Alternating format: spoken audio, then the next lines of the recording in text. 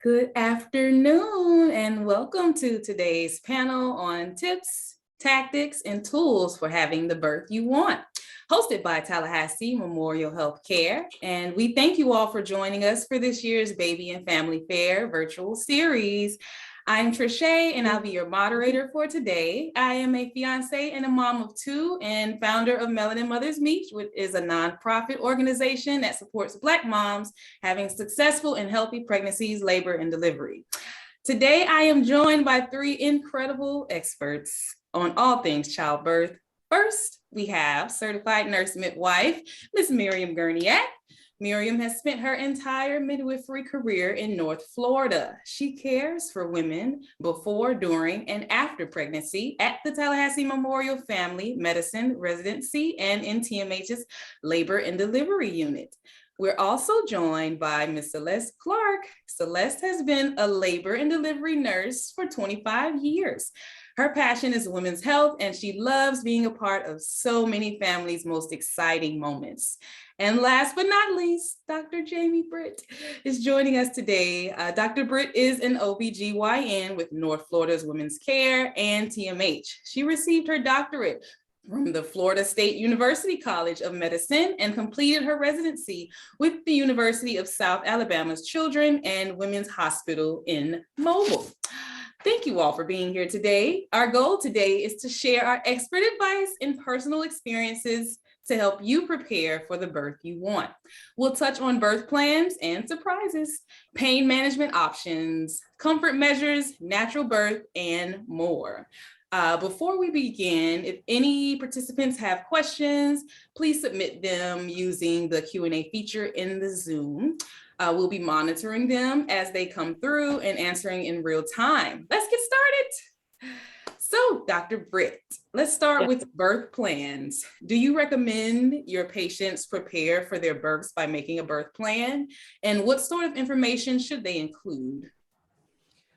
So birth plans are kind of a fun topic. It is not something that the younger medical community is taught a lot about. So a lot of my experience has been with patients who are a little bit more, they advocate a little bit more for themselves, and they do have a lot of research that they've done themselves. And so it's kind of a conversation that we have together. I really like to get to know my patients. So sometimes it depends on their personality. And I can say, that's normal. You don't need to worry about that. That's routine. The nurses will be able to help you with that. A hospital standard and everything that they're kind of asking about are just routine things. Sometimes I'll meet someone who might be a little bit more anxious, and the fact that a birth plan is there, it helps them with their mindset walking into a hospital through the process of having a baby. It also lets the nurses who do the majority of the work, it lets them know where they're coming from. And it's like communication, right? Communication is great for anything, but I'm kind of, if we need to make a birth plan, let's make a birth plan. I don't think that they're standard in terms of every single patient needs to have one.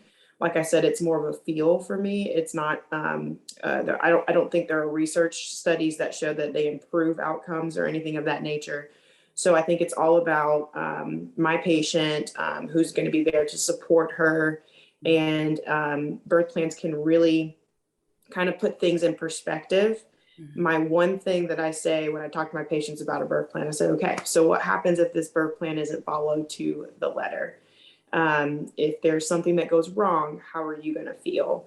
And if they feel as if they did something wrong, and that, again, completely changes the game plan in terms of, I messed up my pregnancy, I did something, maybe I'm not going to have a vaginal delivery, then I really don't want them to have a birth plan, because there's nothing that a birth plan should have that if it's not followed, it results in something negative.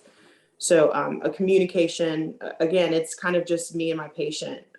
If they have a lot of questions, I say, let's do some teaching, let's do some education, let's get in some classes. And if you're a pretty straightforward woman in terms of, I want to try to do this naturally, I don't want an epidural, or maybe I want to kind of think about an epidural. I'd like to be mobile as much as possible. I'd like to have a good, happy environment. Maybe I don't want students. Those are all things she can say as soon as she walks in. They don't have to be printed out on a birth plan. Wow, nice. I That's hope really that good. helps. No, that's great. I'd like Actually, to add, oh, go ahead, go ahead. okay, I think that's great. And I love the flexibility. What happens if it doesn't go according to plan? Yeah. I certainly encourage patients to do it because for most of my patients who do a birth plan, 95% of what they put on this plan is well, and I think that's very people. You know, people want to know about delayed cord clamping. They want to know about skin to skin. They want to know about all sorts of stuff, most of which we just do as a matter of course. They may not know that we do it. I see Celeste nodding her head, and I think that's really important for folks. And I agree also about the issue of disappointment or feeling that you failed or whatever. And I will say after, you know, more than 25 years of doing this, that I think the issue is flexibility. And I've seen the extremes at either end.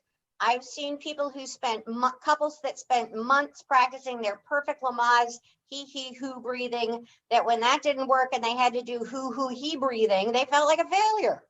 I've also had moms who came in 9.5 centimeters dilated and held their baby in until they could roll and push the baby out, you know, much faster than we could go through the process of getting an epidural.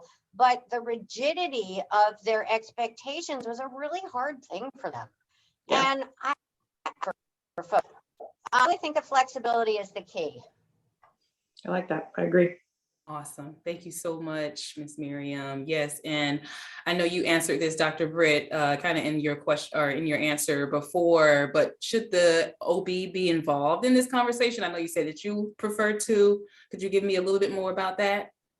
Yeah, I'm again, this is my perspective. I like to be in that conversation. So typically around like 30, 32 weeks, they start asking those questions naturally, my patients do. And so I said, oh, well, you know, like this kind of sounds like a birth plan would be a really good idea for you because you have a lot of ideas about what's going on. So why don't you do some homework, write down those questions. The next time we see each other, I'm going to go through every single one. And I'll tell you what the hospital can't do. And I was like, because there's some things that we can't do, you know, we're just not equipped to do it. But like Miriam was saying, we do standard delayed cord clamping. We do skin to skin immediately. We're baby friendly. We're baby friendly accredited. So those are things that everyone is kind of doing across the country. So I think a lot of it is just education. And that's where those classes that we can do while they're pregnant, before pregnancy. Those classes are so fantastic because a lot of times they'll start talking about a birth plan. They'll come back to me and they'll say, hey, do I need to make a birth plan? And I said, well, let's talk about what you want. Like, what are your expectations? And again, I do think if you could put a word on it, flexible. You got to be flexible. If you feel like it's going to wreck your world, if it's not followed, then a birth plan is not for you. Right. Awesome. Awesome. And as far as the classes that are offered, is there a list somewhere that everyone can kind of find out how to get those classes? Yeah, so I actually looked this up the other night because I was gonna suggest like, hey, you just go here, whatever. So we have a link on our website on North Florida Women's Care. And then there are different ways you can get through those links through the TMH website. But when I tried to search for it, it kind of redirected me. So I think they're working on that. I would probably start with my office first. And we have really easy links and stuff like that. And I think there's actually community resources on there as well. So, and if they ever have questions, they can always call my triage line. We'll be able to direct them to different websites as well. Yeah. Nice. And I think also I'm just seeing that tmh.org /classes is also a resource. So that's really good for Ms. Celeste. What should I bring to the hospital for my delivery for me and the baby? Okay, so the most important thing I think to bring is stuff that you're not afraid to throw out. So extra pillows, because there's no guarantee it's going to stay clean. So extra pillows, blankets, socks or shoes are good. Hair ties are important because hair gets all over the place. Definitely your toiletries that you wouldn't normally have at home. And also snacks.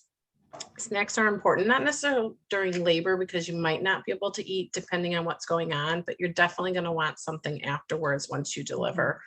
And make sure your cell phones are charged and bring your cell phone charger so you can take pictures. As far as outfits, I mean, a couple outfits to go home in, comfortable outfits. For the baby, I would suggest a couple different sizes because you never know how big or small your baby's going to be. Even though they give you a rough estimate, it's not a guarantee. And then the car seats, always bring the car seats, but you do not have to bring them in when you come into triage. You can leave them in the car. So after delivery, you can bring them in. So it's just, so you're not lugging like a ton of things in. So basically it's just very little stuff. Everything else like diapers is provided. If you choose to formula feed, the hospital has formula and stuff like that. So you really don't need to bring a whole lot. Labors sometimes can be long, and especially if it's an induction. So I'd bring something to do, magazines, books, your computer so you can watch Netflix and stuff like that. So definitely you don't have to bring a lot, but you do need to bring things that you're willing, especially the clothes and stuff that you're willing to part with. So, oh, nice. Well, yeah. definitely have to bring those snacks. That's the thing that's right. And I have a question about that for Celeste, Yes. if I can ask. Sure. I have a lot of patients who are going to breastfeed or at least want to attempt that. And they ask me if they need to bring their pump to the hospital. And then they have all these different tools and there's like blanket or pillows and all kinds of stuff to help them breastfeed. Hand pumps, etc. Should they bring that and ask lactation to go through that with them? You know, that's actually a really good question because we actually have pumps at the hospital that patients can use. If they wanted to bring their hand pump because they're not sure how to use it and stuff, that's actually, you could. You could bring your pill, you know, they have those breastfeeding pillows. You could bring that if you wanted to. However, we've got lots of pillows that we can, you know, help prop the baby and stuff. So that could be something that you leave at home until you get home. But definitely, if you have any questions about stuff, bring the stuff in, and lactation can definitely help you with that. But we do have pumps at the hospital. Cool. Great That's question. Really good. Very good. Yes. And then also we have a link to TMH's new baby bundle, which includes a hospital packing list, and that will be sent to you all after the panel. So that's really exciting. Dr. Britt, how can I prepare my body for delivery while I'm pregnant? Are there things I can do even when I'm just planning to get pregnant? Yeah, actually, even if you're planning to get pregnancy, which is probably the best place to start, we would love to see you before you're thinking about starting to get pregnant, because there's certain, obviously, birth control we need to take you off of. For instance, if there's an antidepressant that you're taking, there are certain ones that are a little safer in pregnancy. If you're a diabetic, I got to make sure that that's nice and controlled before you get pregnant so that we can limit any of the complications. Same thing with high blood pressure. So there's a lot of chronic conditions that need to be addressed so that we know that you have an optimal pregnancy and the baby's healthy, and that also you enjoy it too. And then the other thing is too, we can talk about our rotation schedule, the fact that we're a really big group. Some women aren't comfortable with that. They need to have a little bit more reassurance that, for instance, if we get to know each other for 9 months, I cannot guarantee that I'm going to be able to catch your baby. So some women are like, oh, I understand that. And then I help them find a smaller group. There are some women who have had C-sections before, and they automatically think they can have a vaginal delivery afterwards. My group doesn't offer that at this moment in time. So we need to talk about that. So there are a lot of things that I would love to talk to you about before you get into pregnancy. If you're already there, don't worry about it. We'll take care of you either way. And so once you get there, we can start talking about those pregnancy classes. We can also talk about the exercise that you can and can't do. The good thing is that if you were exercising before, you continue to do it. I love to tell my patients, you weren't CrossFitting before, we ain't gonna start that now. If you were Pelotoning before, if you were running before, that's great. We're gonna keep doing that, and you're gonna have to change the quality of what you do. You're gonna be more winded. You're gonna be tired. And instead of going 6 miles up a hill, maybe we do 3 miles flat. So there's a lot of different things that we can definitely do to keep your body fit in pregnancy. I would say the biggest thing in today's world, women, we're a little bit more full. You know, we have a little bit more curves and we're beautiful in every shape and size. But BMI is a nice thing to kind of look at. If we're trying to get pregnant, the lower the BMI, closer to normal, not anorexic, that's going to improve your outcomes for both labor, pregnancy, and then postpartum. It's really tough to get rid of that baby weight. So the more weight you put on, the more weight you got to take off. And if you want another baby pretty quickly, it makes it a little harder to get that weight off that quick. But getting your BMI to 30 and trying to keep it at 30 is a really good starting point if you're going to think about getting pregnant in the future. If it's above 30, we need to get it down just so that we can optimize. That helps everyone. That takes care of you. It helps with ultrasounds. We can see the baby better. We can check the boxes off of all the different things we need to see on the baby sooner. It decreases your risk of diabetes, of high blood pressure, having the baby too early, etc. So hopefully that answered that question. No, that was great. That really brings me back to having a plan, you know, even besides a birth plan, right? But just to bring it back to the birth plans, Ms. Miriam, what options are available at TMH that women should consider when creating their birth plan? Lots of options. There's not hard and fast rules. Again, it's about flexibility. We have labor tubs at TMH. We have and Celeste can speak more to this. We have great practical blow up tools and objects and stuff that even people with epidurals can do lots of repositioning. In the olden days, you know, I've been doing this a long time. In the olden days, people would bring DVDs so that they could have their preferred visual and oral environment. And certainly, you know, you can put something on the TV that's in the room or close up the TV and never look at it. Really, I'm not, obviously not anything goes, but lots of things, you know, you want to really think about the environment. You want to keep moving. I encourage people when they hit a wall of feeling like they can't do things anymore, change position. The most important thing I think you can do is keep changing positions. You can slow dance with your partner if you have to be monitored. And, you know, most people have at least some monitoring, and some people have to have continuous monitoring. That doesn't mean you have to lay on your back in the bed for hours and hours and hours. You can be in the rocking chair, you can be on a birth ball, you can slow dance with your partner. As long as those monitor leads can reach that little computer hookup, you're all set. So keep moving. Also, I think it's really, really important. People think it's epidural or nothing, and that is not the case. We have lots of very safe IV pain medicine we've been using for years. We should talk about how that happens, and know that there are sequences of things that can be done. Just lost my train of thought. Sorry, guys. You know, again, it's about flexibility. It's about asking questions. It's about working with your team, and it's about keeping moving. Nice. Thank you so much. And so with that, how can moms prepare for that plan to change? I will say that I had a very good experience recently with a family that things didn't go the way they wanted to. And in their birth plan was a section called "If we need a C-section."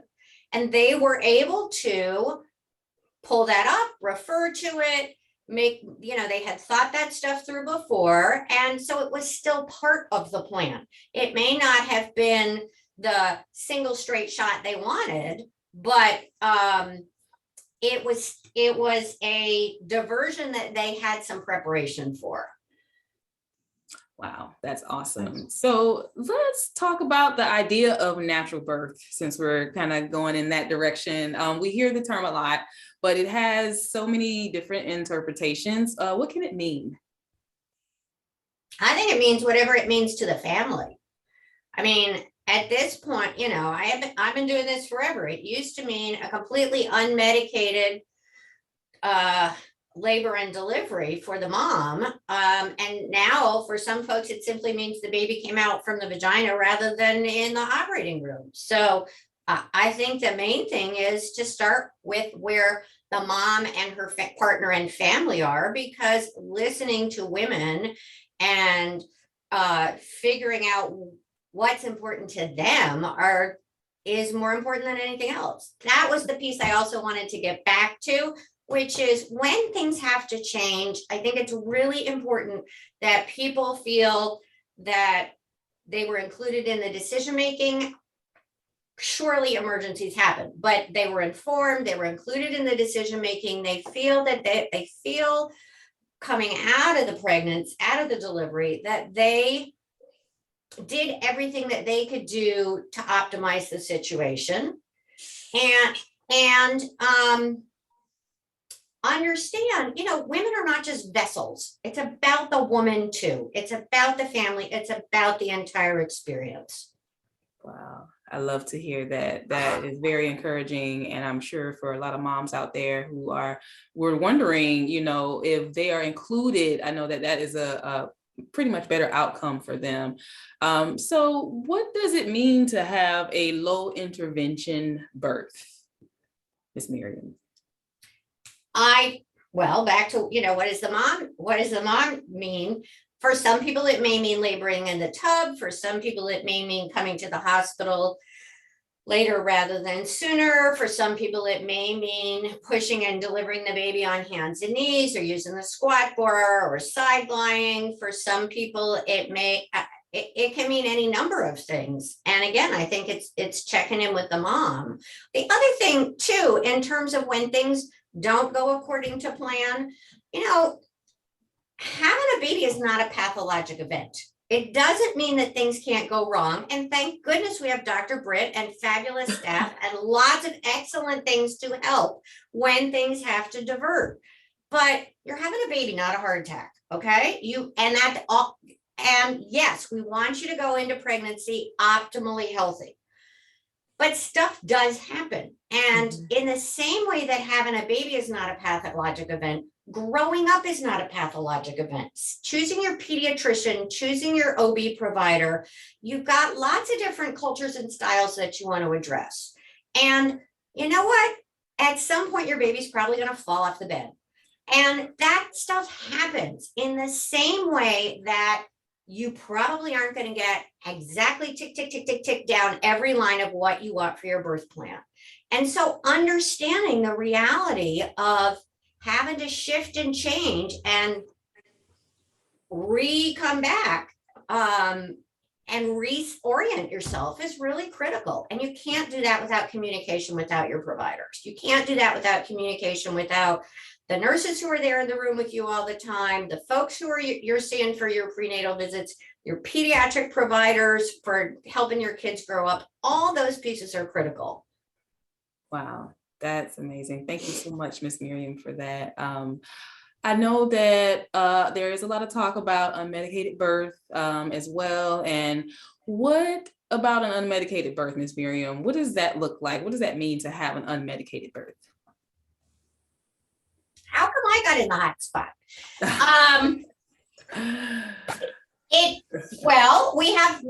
It has to do, I think, really with how you perceive the physical reality of contractions. Most people who have a first baby with me say it hurt and it was hard work, but it wasn't anything like I've been so scared about, and it had nothing to do with what I'd seen on a video. Because, this isn't TikTok. Birth stories are like fish stories. They can get more and more dramatic with every telling. And nobody sells advertising by saying, yeah, I went in, I did the work, I had the baby, right? We want the crazy drama. And so there's also a big cultural range of and individual range of how people perceive pain/work. This is physiologic pain. This is not pathologic pain, but your body's trying to, in a relatively short period of time, do something that it's been holding on to not do for 9 months. That cervix has got to do a whole bunch of work. That uterus has got to do a whole bunch of work to open up. You've got to do a reasonable amount of work to push that baby out. A lot more with first baby. Subsequent babies are coming through a path that's been paved. But, an unmedicated birth,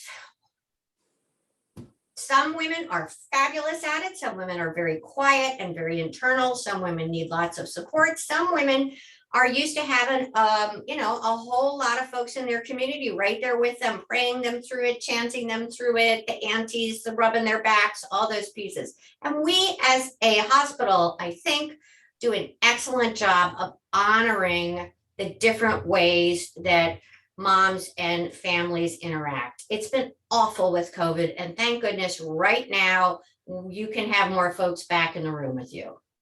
Wow, that's amazing. Very good information to know, Miss Miriam. And let's say I'm interested in having an unmedicated birth.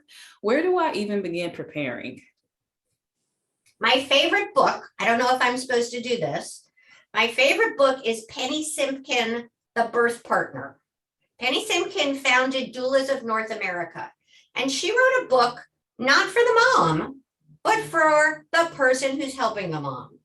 Very practical, very down to earth, and she does an actual map that includes diversions because she knows that may happen. Wow, that's good. Could you say the name of the book again? Okay, it's Penny Simpkin, Simpkin, and the book is The Birth Partner. Got it. Thank you so much. And how do I know if that's the right approach to childbirth for me? How do I know that? I don't think you're gonna know until you actually go through it. There's a lot of preparation you can do. I did have one patient come and tell me, and sorry to cut you off, Miriam, but I did have one patient tell me afterwards, she's like, everyone was great. We had a great outcome. She's like, there is no way that I could have prepared for that. And she did not have a bad labor. She did not have a bad delivery. The baby's fantastic. Her partner was there.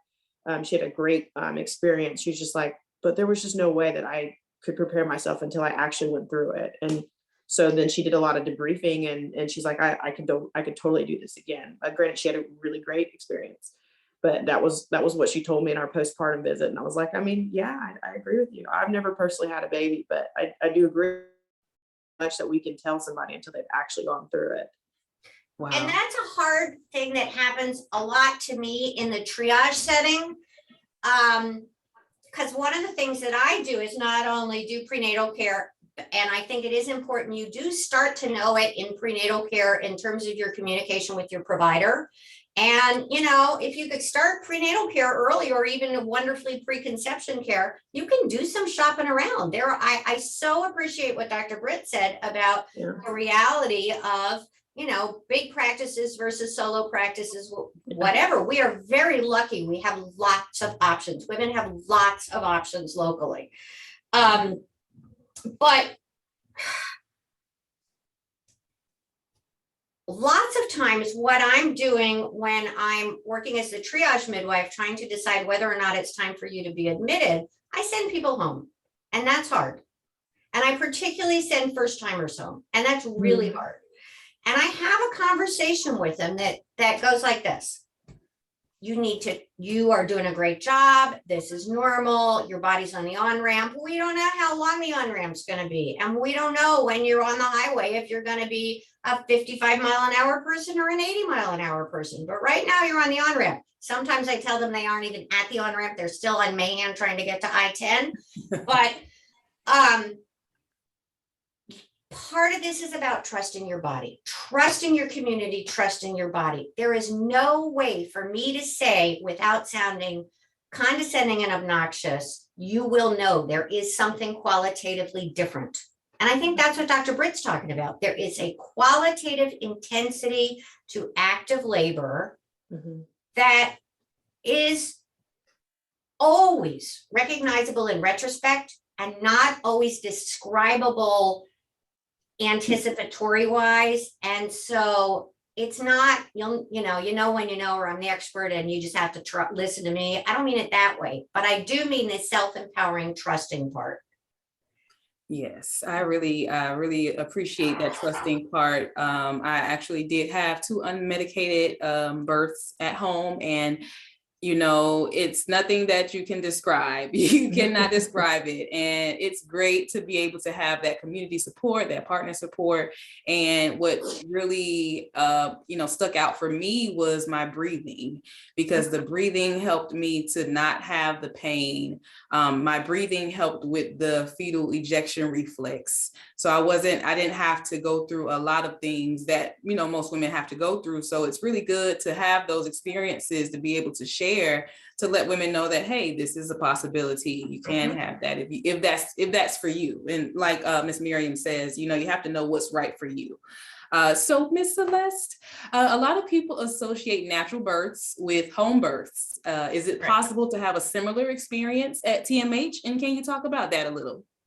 It actually is. I mean, nothing is like your own home. However, we try our best if we know that you want that natural birth in the home-like setting. There's things we can do with the environment that we have. Like you can keep the lights low, you can bring your own music in. There is a tub available, whirlpool tubs in most of the rooms that you can labor in the tubs. You can, as long as there's no complications, you can ask your provider if it's okay for intermittent monitoring, so you're not on that fetal monitor the whole entire time. Even if there are complications and you have to be on that monitor, there's still no reason why you can't have that more like home-like setting. It's just the best thing, like Miriam said, the best thing is communication with the nurse, letting people know what you want. And as a labor and delivery nurse myself for many years, I always listen to the family of what they want and try my best to meet their needs if it's possible. Nice. And so can I go back to something else about unmedicated birth? I think a lot of it has to do with how you frame your concept of what's happening. There were some classic old hippie midwife books that talk about contractions as rushes rather than pain. One of the things I like to talk to people about is that even in the most intense part of active labor, your contractions are generally every 2 to 3 minutes. And it's about 60 seconds from the beginning of one to the beginning of the other. And you can feel them build, you can feel them peak, you can feel them release. If you've ever had a leg cramp in pregnancy wake you up in the middle of the night, that's worse because it hits without any warning. But contractions, you can ride that process. And even at the most intense, if you've got 60 minutes from the beginning, 60 seconds from the beginning of one contraction to the end, you've got at least that long, if not twice as long, before the next one hits.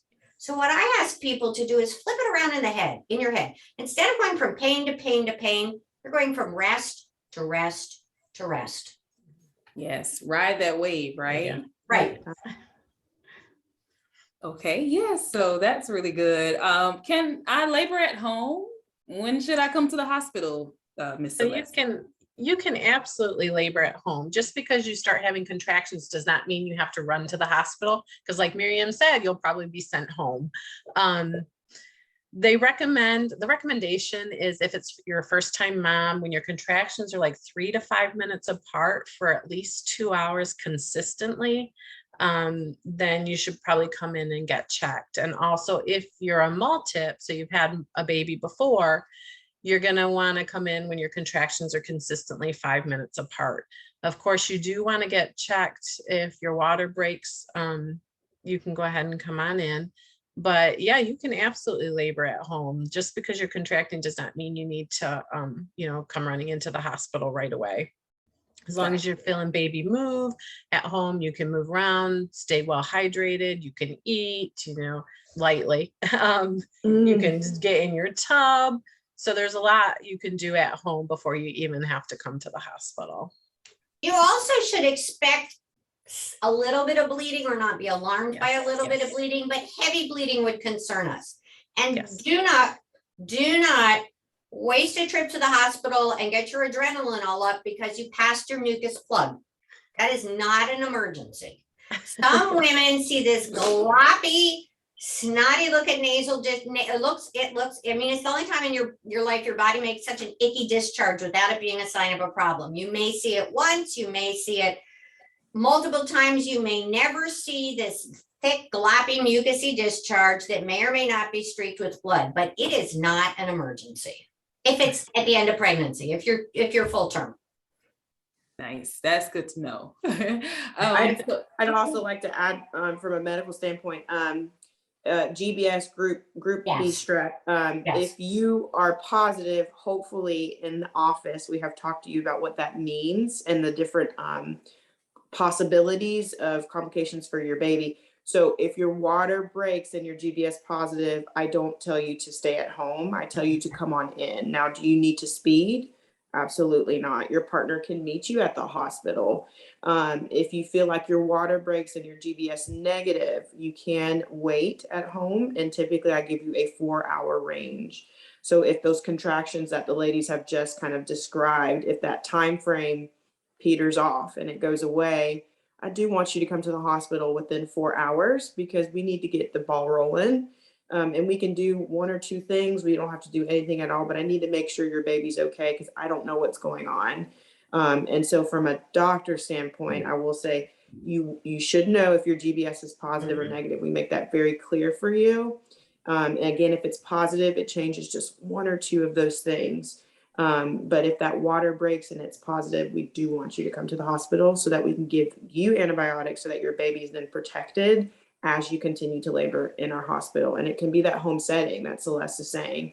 I think we actually do a really good job of trying to support those women. I think we do too. And I also think that, I mean, for years, I assumed people knew what it meant when their water broke. And then they would come in and say, well, I was leaking for hours. And I finally went, oh, let's talk about what it means. And what I've finally come up with is if water can leak out, then germs can go up. You know, you may have some people have an audible pop and a gush. Some people aren't sure if they peed on themselves or their water broke. Some people have this leaking or what we might call a high leak, all that stuff. If you have a question about it, then you do need to come in and we need to check it out. Great. Nice. Okay. And so who will deliver my baby? Would I be able to pull my baby out myself, Dr. Britt? I want to say medically and probably TMH telling me that is something that you want to let a professional do. There are very few and far between times where I might be delivering another baby, or I might be downstairs taking care of a GYN emergency in our main operating room. And so it's my job to kind of manage my time. And so what I normally do is I'll pop over to triage and I'll say, hey, Miriam, I've got a lovely, lovely lady. She is completely dilated and she's feeling a lot of pressure, but not quite ready to push. I have to go downstairs to take care of an emergency. This baby's normally grown, great family. They would love if I can't get there, if maybe you just watch and Miriam knows how to deliver a baby. So then I'm off doing what I need to do and focusing on that patient, and Miriam can come in and knock that out very, very nicely. A lot of the nurses, for instance, Celeste has been doing this long enough, I can guarantee she's caught some babies as well. Just again, if there's if there's an issue where we think there might be a problem with that baby coming out, say for instance the heart rate doesn't look really good, if I feel like maybe mom's not a phenomenal pusher, or maybe she's been pushing for 3 hours, there's something going on there, I'm going to stay for that delivery, and I would recommend you let the doctors do that. I'm sure there's probably a situation where maybe you and your doctor have a very good relationship, or you and your midwife or your nurse practitioner, whoever else is there that's professionally supposed to deliver your baby. I think that might be a conversation, but I think that like we have lawyers that take care of legal stuff, and we have law enforcement that take care of law enforcement. I've been trained to be able to be the person to get your baby out. Miriam's been trained as well. I think if we stay within our scope, that's probably the best way. So I would want you to understand that coming to a hospital, you're going to let one of the providers do it. Again, it's a conversation, but I definitely don't think that people should walk into the hospital thinking that they're going to deliver their own baby just for safety. Not saying that you can't do it, but yeah, that's kind of how I would address that situation. I'd be curious to see what Miriam would say though. I think that's on point, absolutely. I certainly have had situations where, you know, the baby's out to the belly, so I'm not worried about anything about shoulders getting stuck or something like that. And I'll say to the mom, reach down and grab your baby. It's going on your belly anyway. I've had dads that have helped. For me, you know, I think we need to make sure that it's not just head, but also shoulders that are easily, smoothly coming. There are lots of roles for mom and dad. But yes, I think for all of us, I don't think anybody would have any hesitation to say that safety is first. Yeah. Wow, that's really good information to know. So will I be able to change birthing positions at the hospital, and how much flexibility will I have, Miriam? I think I think I'd probably, Celeste, I'd be interested to hear what you think about this. Yeah. I suspect that depends in large part on the provider. I think the midwives are, I mean, maybe I'm wrong, but I think the midwives are probably a lot more comfortable and experienced with people delivering with a squat bar, delivering on hands and knees. You know, I don't know. What do you guys think? I think during labor, there's a lot of position changing for the deliveries. I know there are providers that are willing to deliver however the couple wants to deliver, but they have to have easy access in case of emergencies and stuff. So it really does tend to be that they'll deliver in the lithotomy position, but doesn't mean they're up in stirrups. It doesn't mean that their feet are still, they're able to move them and stuff and pull them back. But positioning, I feel like more is during the labor part of it. Nice. So how can I manage pain during my delivery? And is it either with or without medication? So there's a lot of different things we can do. I mean, a lot of people like heat packs, there's ice packs. The frequent position changing is really good. Massage, counter pressure. So make sure you bring lotion to the hospital, because there's nothing better than a hand massage or a foot massage from your partner while you're in labor. Mm-hmm. We have birthing balls, we have peanut balls. So just a lot of different positioning, rocking back and forth. And as Miriam said before, dancing with your partner. So there's a lot of different things you can do. Breathing techniques are great for pain relief. So there's a lot of things we can do before we have to go to if the patient wants medication or anything like that. Gotcha. Are epidurals the only type of medication available? And when is it too late to change my mind? So epidurals are not the only thing. We do give IV pain medication. If you're closer to delivery, we're not going to give that so much because it can affect baby's breathing, but early on during labor, it's safe to give. We have a limited number of doses that we do give, because the more doses you give, it doesn't work as effectively, but it's definitely, we have different things besides the epidural. And also, when is it too late? I always say it's never too late. You can be 10 centimeters and still getting an epidural. The only time I would say it was too late is if you're seeing the baby's head right there, and then it's too late. But other than that, there's no set time of when you can not get the epidural. I think it's important for people to know that we guarantee that we are going to do our best to help you get what you need. Yes. But if you're having a baby vaginally, you have to have enough pressure sensation to be able to push. And I don't want people having an expectation that they're guaranteed a painless delivery. I'm not saying we aren't going to help, and most of the time we can get you extremely comfortable. But now, if you're going to the operating room, you do the anesthetists use different dosing, different medications. You may still feel some pressure, but I think I do want to be careful that people know that they're going to need to push, know that they can, and know that Actually, pushing is usually really, for a lot of people, it's really a relief because you're working with your body at that point rather than trying to pull away from the contractions. But, you know, it is hard work. It's a physiologic marathon. Wow. I think too, it's important to know that the epidurals are not, they take the pain of the contraction away, but the pressure that a person can feel during delivery is very intense, and there is nothing that the epidural is not going to be able to take care of that pressure, but it will help with the painful contractions. Wow. Okay. All right. So we're going to move toward the questions. We have a few questions here. I'm going to start with this one. I believe Dr. Britt will be able to answer. How much weight is too much weight to gain during pregnancy? So there's a international like guideline that we use as obstetricians and gynecologists. It just depends on where your BMI is. So that takes me back to that initial like let's get your BMI at 30. So for instance, anyone who's over 30, and I will say, if you're not quite sure of BMI, it's body mass index. You can figure that out by putting in your height and your weight and going anywhere online. You can literally type in BMI calculator and you can figure that out like right now.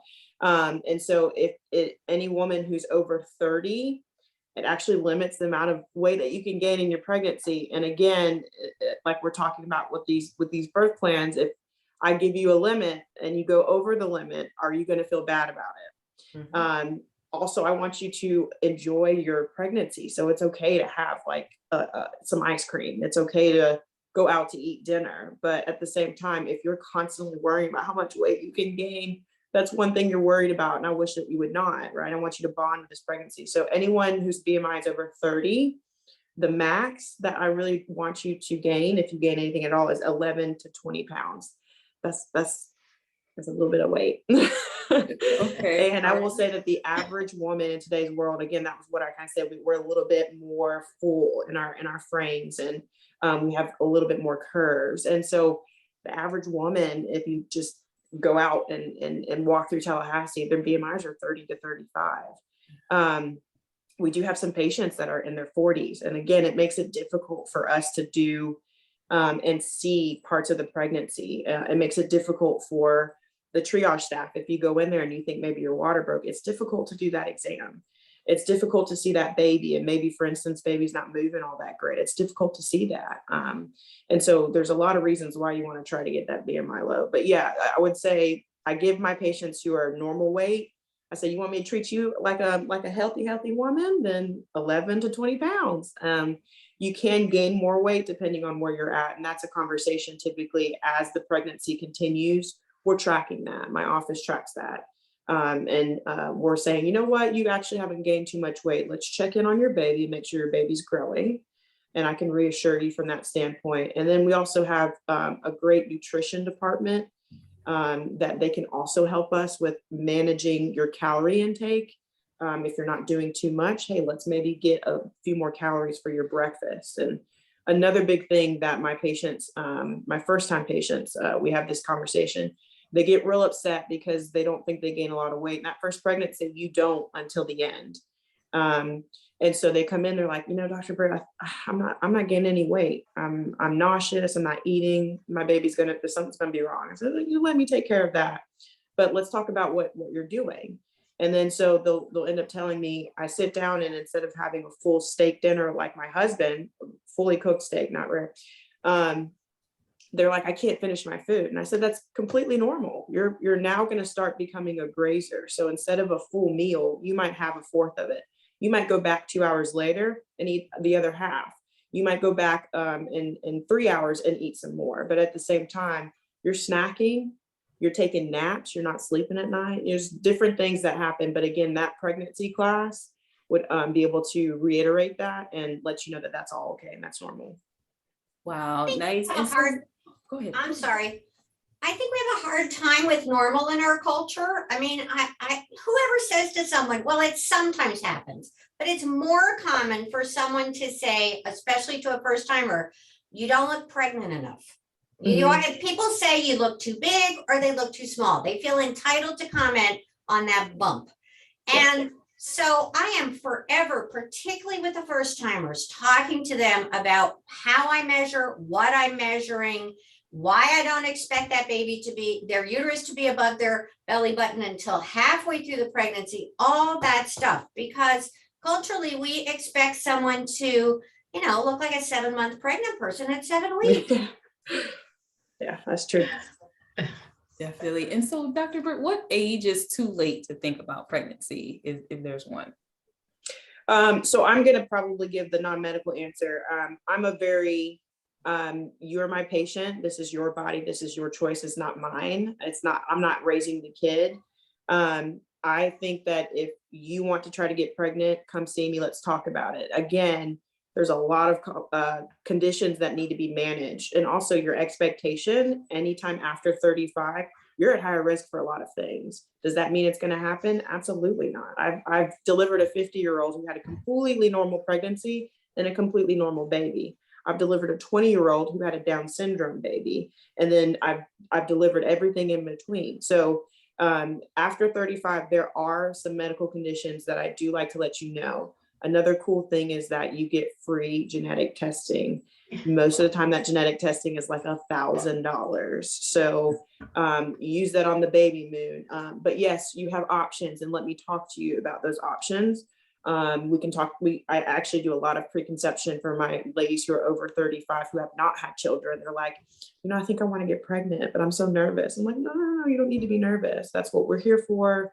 I know what to look for. I have specialists that I can send you to if there's issues. But again, I'm going to give you the non-medical. If you want a baby, come in and talk to me about it, and let's see if we can make it happen.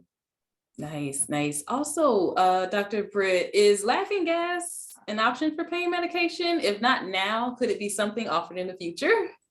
So it's called nitrous. It is laughing gas, but I practiced in Charlotte before I came to Tallahassee, and we actually had that option. There's a lot of women who liked it, and there's some women who didn't really receive anything from it. It is a whole process that we have to get fitted for, in terms of there's changes in the room, that like actual structure of a room. And then my nurses who are going to be administering it, they have to make sure that they're okay to be around it. So for instance, if I have a pregnant nurse that's helping you have your baby, she's not the best person to be in that room, because she can get those fumes as well. If you have children in the room, you probably want to keep them a little further away, etc. So it is not just, hey, we're going to offer it in the future. It's actually a lot that goes behind that. And I think that if we can offer that in the future, I think that would just be another really good option to have a low intervention. Maybe I don't want an epidural or IV pain medicine kind of experience. But I do think that most hospitals are moving towards that, as at least providing it as an option. It's just not very easy to just, hey, here it is. It's a bit of a process. So. Got you. Thank you so much. For an uncomplicated labor, how long will you allow women to labor before you offer interventions? That is a very difficult question to answer, because there's a million things that could go wrong. If we end up getting completely dilated and your baby's very happy, meaning that the heart rate is nice and smooth, I normally let my nurses, who I feel are very experienced, we have a great relationship, and they talk to me the whole time. I'm actually not in the room pushing with you. I'm a little too busy to do that. And I know that sounds horrible, but so my nurses that's why I said they do all the work. And they know how to do it. Otherwise I would have an issue with that, and we do some training and stuff like that, but they know what they're doing. So I could say, hey, Celeste, just call me when you're complete and you want to push. And she calls me and she says, hey, we're complete. She's pushing great.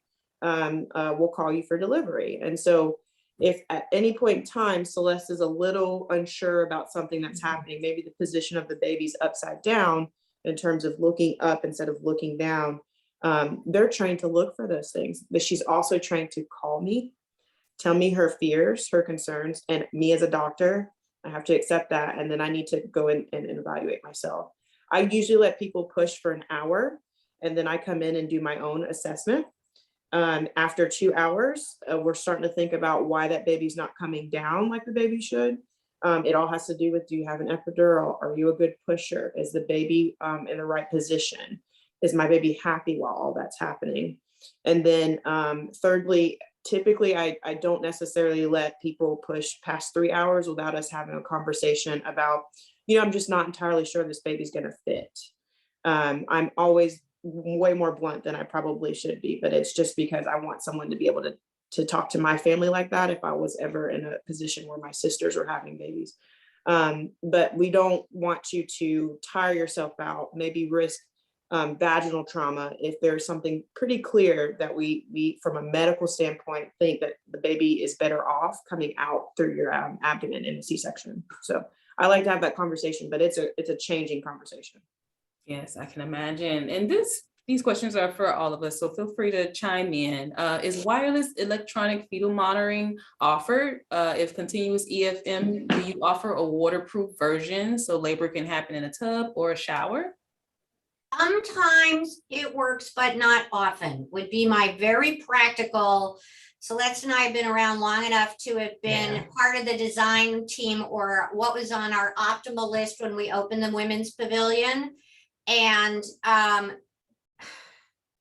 I don't, possibly, but not likely would be the very practical answer. Okay, gotcha. So how would I know if it's false labor late in pregnancy? I think false labor is a ridiculous term. Your body's contracting. It's just not, it's doing warm-up exercises. I used to work with someone who called it your body doing push-ups, your uterus doing push-ups. But if you call it false labor, I mean, that's just sets people up for thinking something's wrong with them. And that to me is the problem. So, if you have a question about what's going in, that's why we're here. Come in, let's talk about it. Let's check it out. Let's talk about what needs to change or not change. Right. All about the wording, right? Yeah. So and the relationship. And your your flexibility and your and your family support. What makes for a great low intervention labor? Family that believes in you and the process. Nice. And so can the support person cut the cord? Sure. Okay. Yeah. And can you walk after an epidural? Eventually. You can't walk while you have the epidural, but it takes, once you've delivered, usually you can be up like within an hour and a half afterwards. Gotcha. It wears off pretty quick. If you go on the internet, you may see something called a walking epidural. We do not have that option. No. Yeah. Good to know. What is the point of having the doctor at the moment of delivery? Well, I would say that you don't always have to have a doctor, because that's why we have amazing people like Miriam, who are midwives. We have different training. And if Miriam runs into a problem, she's going to call me. So I think maybe the answer to that would be that if there's a problem, the doctor is there to with the years of experience and training, mostly training, because I'm younger, so I haven't had as much experience as these ladies here. But I've been trained to do a little bit more and be a little bit more aggressive, to also know and kind of see when things are going in a wrong direction, to maybe also think, you know what, we might need to change gears, and here's why. But delivering a baby, if there is no complications and that kid comes right out, we've been doing it for forever. It's not a new concept, and there weren't doctors always. So I do actually love the fact that there are other people who can do what I do, but at the same time, there's a distinction between a doctor and a midwife, and so I think maybe that's why in bad situations, that's why we're there. There's a time and a place for everything. And thank goodness we have all the options we have. Lots of options. Yes, right. Awesome. Why is there a risk of the asphyxiation? Is there a max time that the baby can be in the canal when pushing? Is there a rush for time once you start pushing to get the baby out? And are they still receiving oxygen through the umbilical cord? Yes, they are receiving oxygen through the umbilical cord, and the monitoring that we're doing of the baby's heart rate is telling us how the baby is coping. I think it is the simplest way to answer that. Yep. Nice. Awesome. Thank you so much. Well, ladies, that brings us to the end of our time today. This also brings us to the end of the Baby and Family Fair. Thanks so much to everyone who joined us today and throughout the week. To learn more about TMH's Women Pavilion and what to expect from your delivery, please visit tmh.org. We hope you have a great rest of your day. Bye. Bye.